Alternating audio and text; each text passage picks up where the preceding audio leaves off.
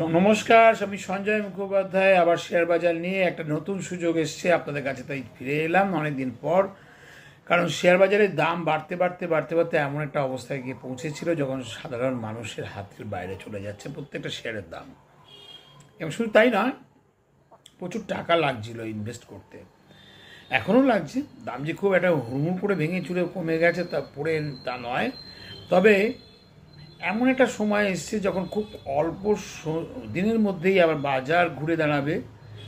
কিন্তু এই মুহূর্তে আজকে বাজার যেভাবে একটুখানি পড়েছে, তাই বাই অন ডিপ বলে যে ফর্মুলাটা আমরা বলি, যে কমলে কেন, কমলেই কিনে নিন, কারণ কদিন পরেই বাড়বে এবং বিক্রি করে আপনি লাভ ঘরে তুলবেন খুব অল্প সময়ের মধ্যে, খুব দ্রুত একটা রিটার্নের সুযোগ। এবং এইটাই কিন্তু শেয়ার বাজারে বড়লোক হওয়ার একটা সুন্দর কৌশল।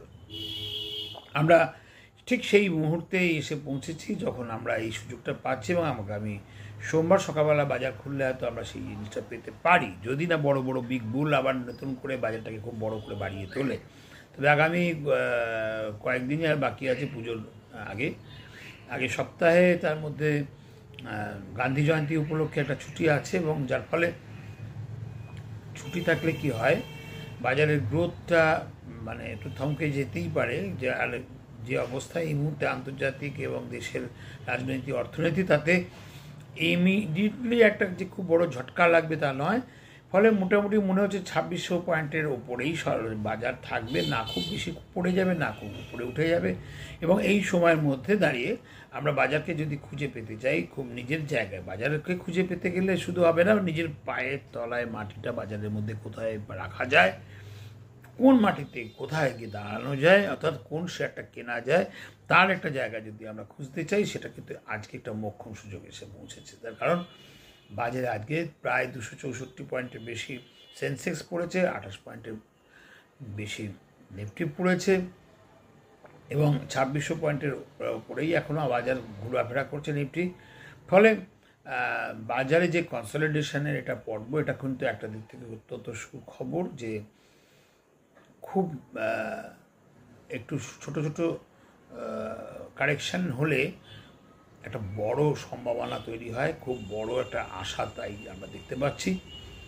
আগামী সোমবারই সেটা ঘটে যেতে পারে। যারা আজকে বাজারে কিছু কিনেছেন তারা তো খুব লাভবানই হবেন। এই বাজারে কিন্তু আজকে বিপিসিএল বা বেশ কিছু শেয়ার একদম 52 সপ্তাহের সেরা জায়গায় পৌঁছে গেছে।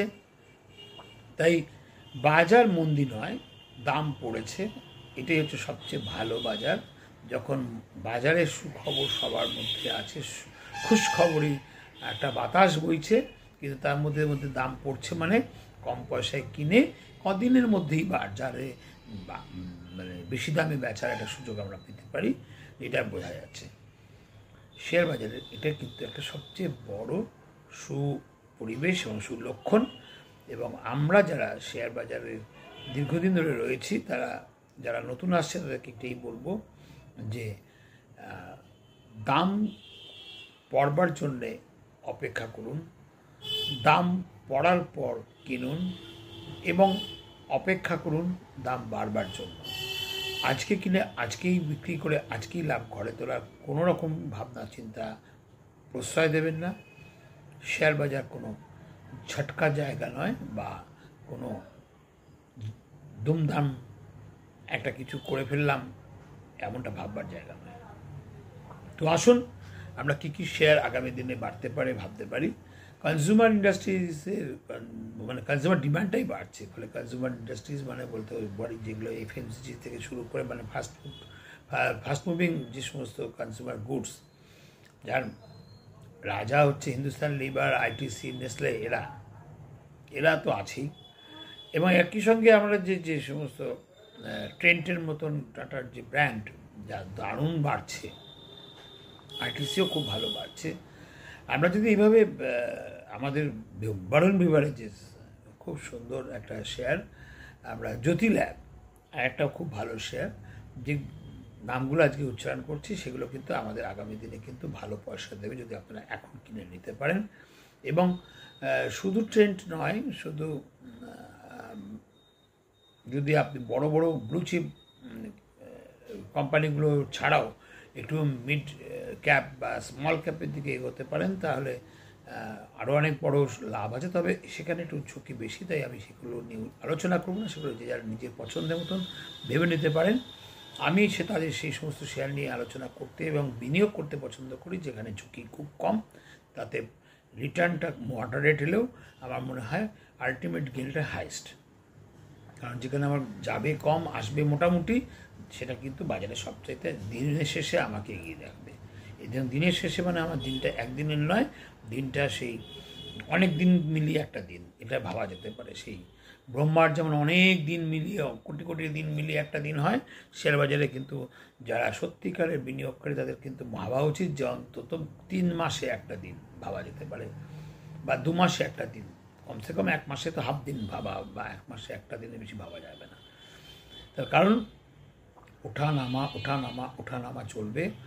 সপ্তাহে 5 দিনই তাদের এই ওঠানামার মধ্যে থেকে একটা কনসলিডেশন পর্ব আসতে 3 সপ্তাহ চলে যায়।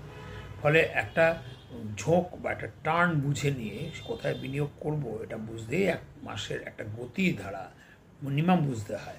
আমাদের টেকনিক্যাল অ্যানালিসিসে বলে 50 ডেজ অ্যাভারেজ বা 100 ডেজ অ্যাভারেজ, তার উপর দিয়ে যদি একটা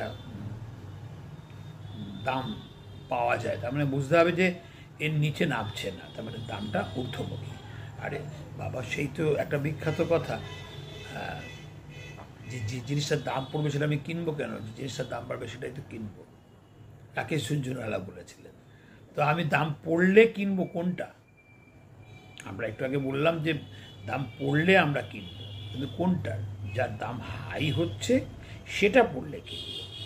অর্থাৎ প্রতি শেয়ার নয়, প্রতি বাজারে উঁচু দামের শেয়ার যখন একটু কমবে সেটাই হচ্ছে কেনার মোক্ষম সময় এবং মোক্ষম শেয়ার।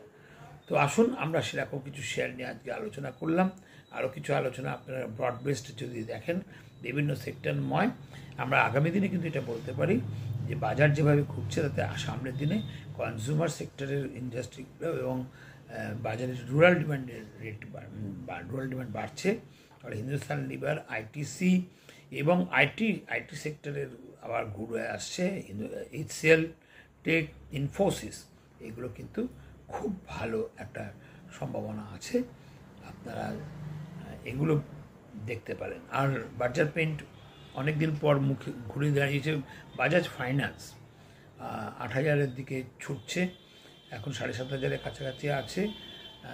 বেশ কিছু শেয়ার আছে যেগুলো এই সপ্তাহে একটা আগামী দিনের দৌড়ের ইঙ্গিত দিয়ে গেছে। তাই আগামী দিন পুজোর ঠিক আগে যদি আপনি সঠিকভাবে বেছে নেন, তাহলে পুজোর আনন্দে যেমন সবাই ছুটি নেবে, আপনিও ছুটির মধ্যেই কিন্তু একটা সম্ভাবনা কিনে নিলেন, যেটা পুজোর পরেই খুললে বিশেষত